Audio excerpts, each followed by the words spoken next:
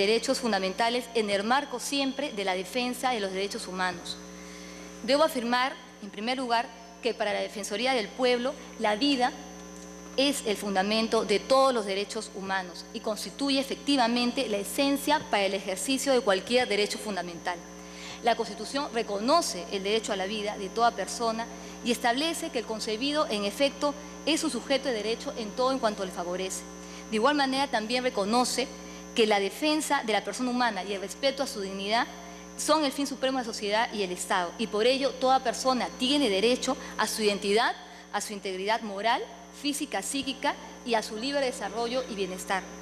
La experiencia demuestra, señor presidente, que el derecho a la vida puede verse confrontado a conflictos con el derecho a la vida de otra persona o con otros derechos o bienes que también cuentan con el mismo nivel de reconocimiento normativo y demandan iguales exigencias de protección, verificándose situaciones extremas y casos límites.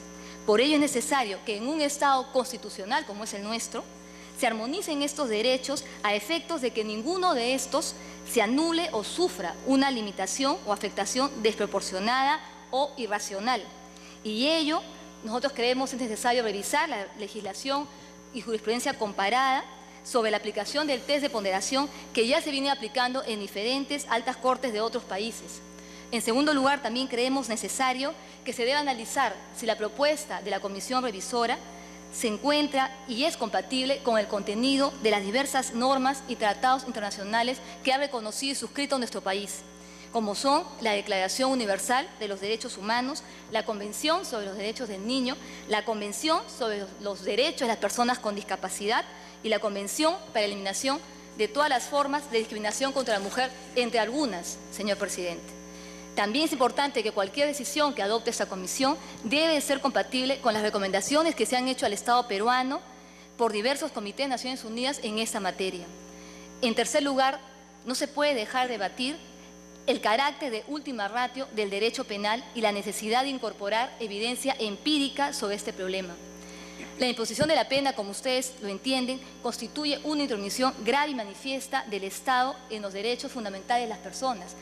Y por ello creemos que la magnitud de la decisión en materia penal exige y nos exige la enorme responsabilidad de contar con todos los instrumentos e información que nos permitan realizar un análisis profundo sobre el tema en cuestión.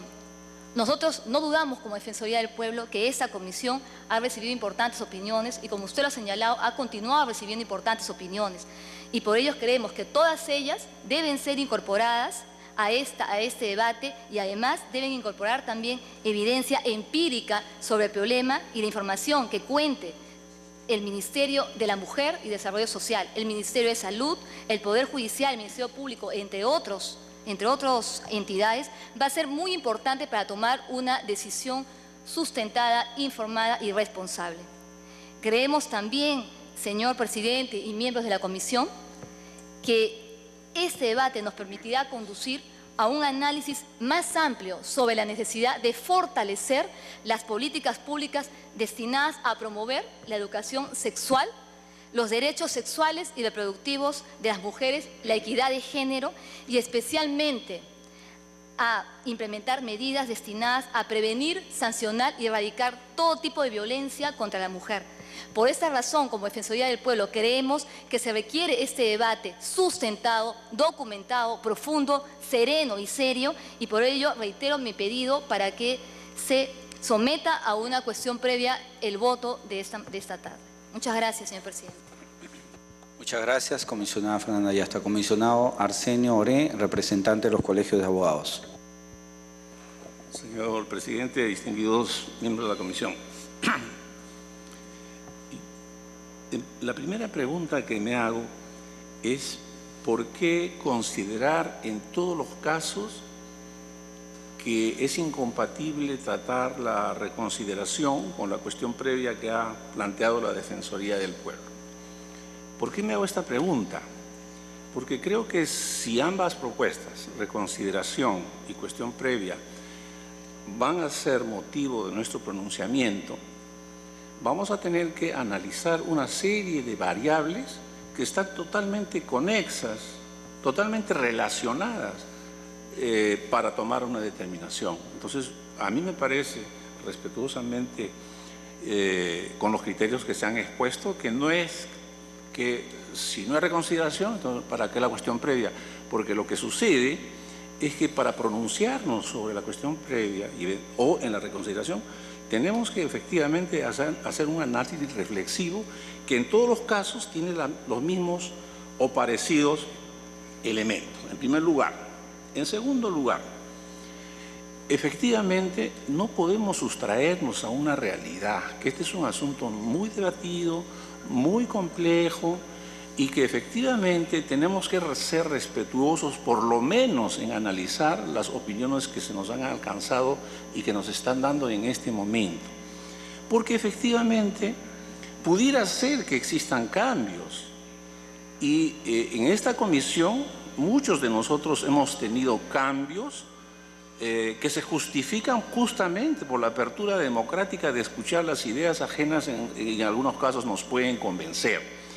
Y efectivamente, por ejemplo, en la última sesión en que se aprobó la propuesta, la doctora Mavila se unió a la propuesta del doctor Víctor Prado y muchos de nosotros hemos tenido cambios y creo que eso es lo sincero, porque si no, entonces el debate pues ya resulta innecesario si todos vamos a cerrarnos en una posición por más de que nos pongan argumentos en contrario.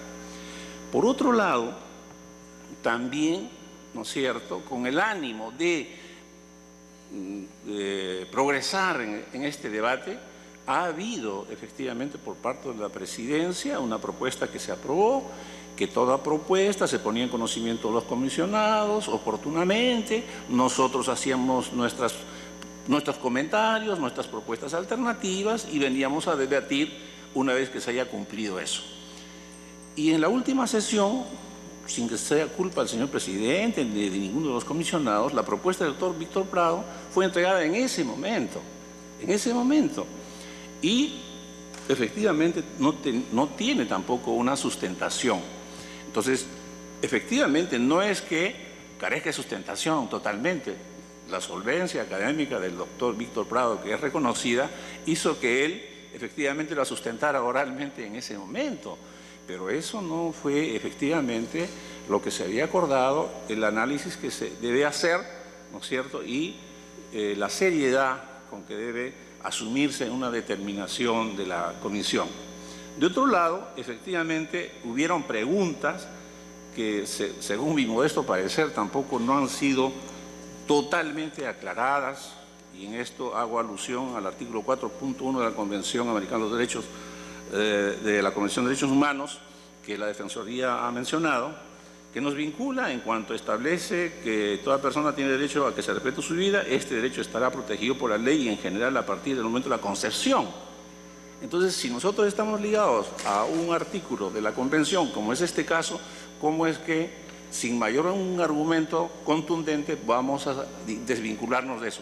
Yo sé, señor presidente, que podemos desvincularnos en algunos casos, como por ejemplo en el caso de los anencefálicos, en que efectivamente con qué vida vamos a hacer el parámetro si el anencefálico no tiene una posibilidad de vida posuterina. Entonces, creo que efectivamente, finalmente, señor presidente, ¿cuál es el apuro? Pongamos que efectivamente no se acepta la reconsideración. Entonces, ¿qué vamos a avanzar en este momento? Lo que tocaba era tratar la propuesta del doctor Sousa, que no está presente, no lo va a poder sustentar, y en consecuencia tendría que suspenderse la sesión. Y por tanto, señor presidente, a mí sí me parece, y lo pongo a disposición de los señores comisionados y la Presidencia, que se atienda, digamos, conjuntamente y el pedido de la Defensoría. No considero que sea incompatible y además para los efectos prácticos no vamos a avanzar nada y efectivamente vamos a dejar de analizar para dar un voto responsable todos los aportes que se vienen haciendo, tanto de los que están de acuerdo con la despenalización cuanto de los que no están de acuerdo, señor presidente. Doctor Víctor Prado, representante del Poder Judicial. Señor, quisiera un poco recordar los detalles de la reunión anterior y sobre todo el carácter de esta comisión. Esta es una comisión técnica, en primer término, no es una comisión de decisiones, solamente de propuestas, y creo que lo que ha acontecido desde la